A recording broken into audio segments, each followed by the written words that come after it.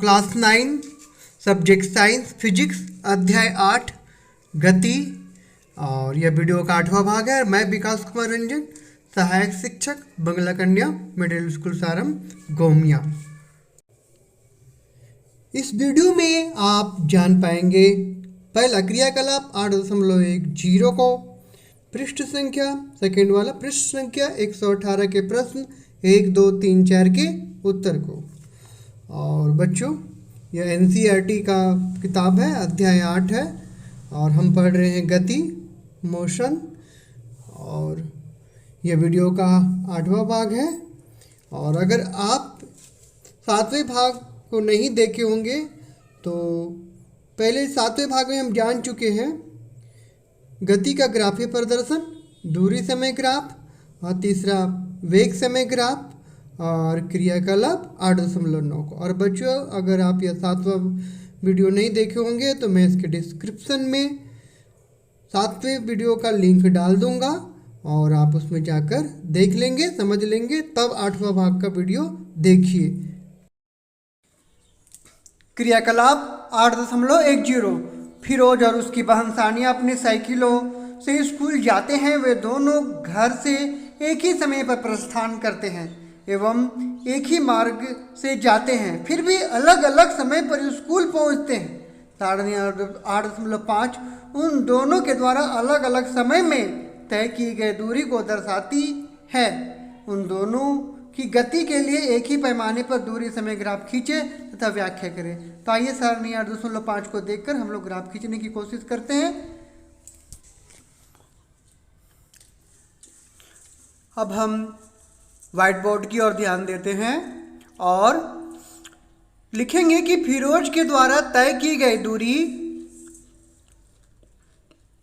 बराबर लाल पेन से, मतलब फिरोज की द्वारा तय की गई दूरी है वो हम ग्राफ में लाल पेन से दिखा रहे हैं और सानिया के द्वारा तय की गई दूरी को काले पेन से दिखाएंगे। अब हम दी गई सारणी में उपलब्ध आंकड़ों से ग्राफ बनाने का प्रयास करेंगे। तो सबसे पहले समय नीचे मिलेंगे जो एक्स अक्ष होगा और उसके लिए क्षैतिज रेखाएं खींचेंगे। उसके बाद उदग्र रेखा वाई अक्ष के लिए एक लंबी खड़ी लाइन और एक इस तरह से। अब नीचे में हम लोग समय देंगे और समय सारणी के अनुसार हमारा होगा, और इधर दूरी लिख दिए, इधर समय लिखे और समय हमारा सारणी के अनुसार होगा 8 बजे, 8:05, 8:10, 8:15, 8:20 और 8:25।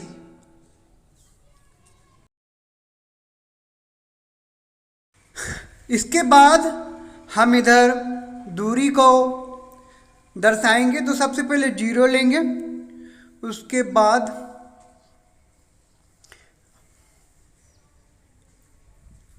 दूरी की ओर उसका सबसे पहले 0, 0.5, उसके बाद है 1.0, उसके बाद हो जाएगा 1.5, 2.0, 2.5, 3.0, 3.5 और 4.0।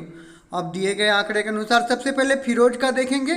तो फिरोज का है 8 बजे में 0 है और 8:05 में है 1.0, उसके बाद 8:10 में है 1.9, उसके बाद है 8.15 में है 2.8, 8.20 में है 3.6।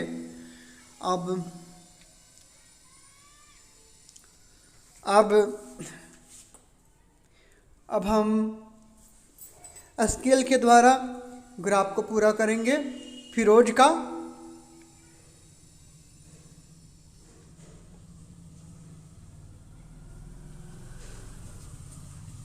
तो इसी तरह करते जाएंगे।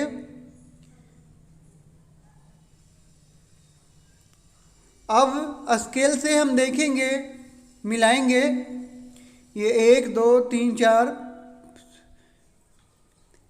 यहाँ से। हाँ, अब हम सानिया का भी कर लेते हैं। तो सानिया का है 8 बजे में 0, 8 5 में 0.8, 8 10 में है 1.6 और 8 15 में है 2.3 और 8 20 में है 3.0 और 8 25 में है 3.6। अब इस ग्राफ को भी हम पूरा कर लेंगे स्केल की सहायता से। तो एक इधर से मिला है y अक्ष से और एक x अक्ष, फिर इधर y अक्ष से, इधर फिर x अक्ष से, फिर इधर y अक्ष से, इधर फिर x अक्ष से, फिर इधर y अक्ष से, फिर इधर x अक्ष से, फिर इधर y अक्ष से और फिर इधर x अक्ष से। अब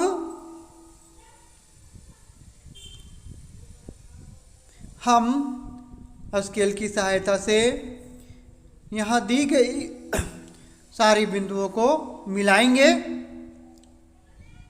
तो बिल्कुल सीधी लाइन मिल रही है, सानिया की भी और फिरोज के भी द्वारा।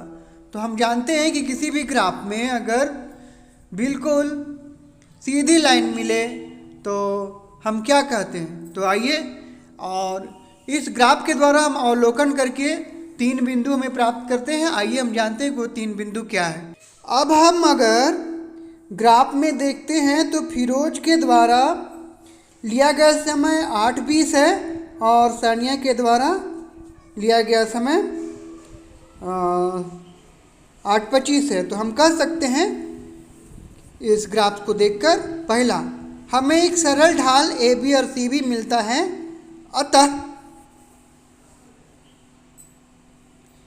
एक समान त्वरित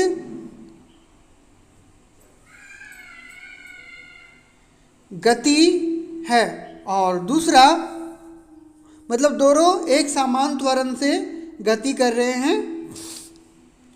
उसके बाद दूसरा नंबर में है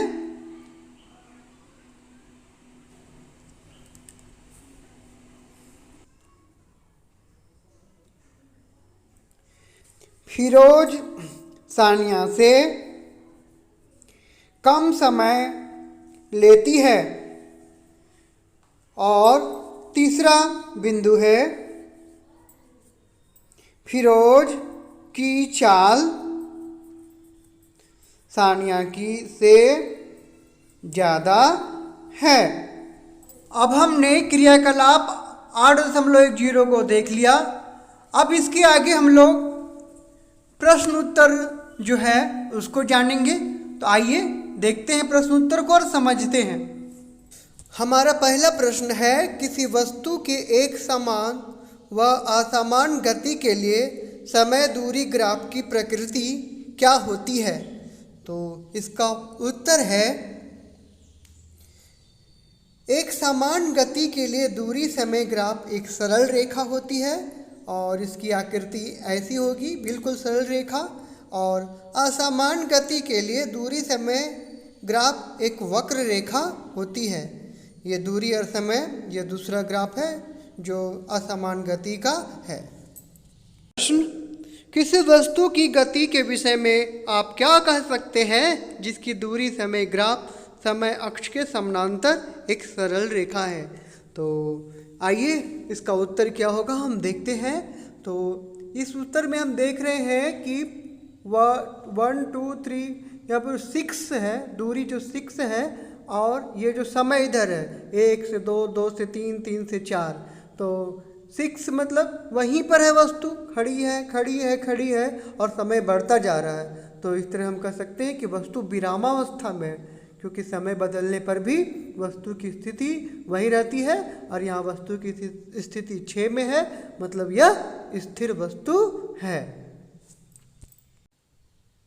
तीसरा प्रश्न, किसी वस्तु की गति के विषय में आप क्या कह सकते हैं जिसका चाल समय ग्राफ समय अक्ष के समानांतर एक सरल रेखा है।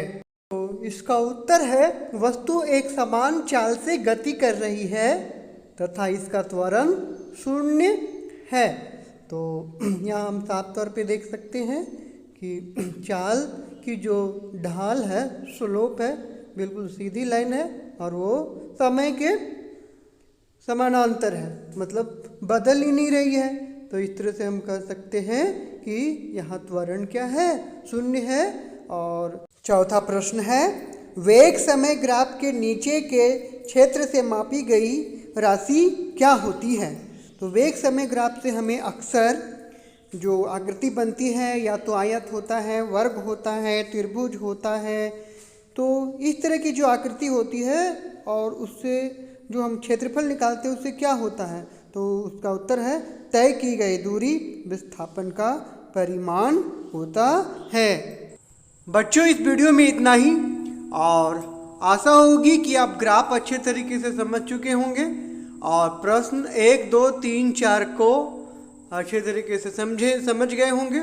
और इसको कॉपी में उतारिए, बार बार बनाइए, तो आप जरूर समझ जाएंगे। तो अगले वीडियो में हम देखेंगे ग्राफी विधि से गति के समीकरण। धन्यवाद।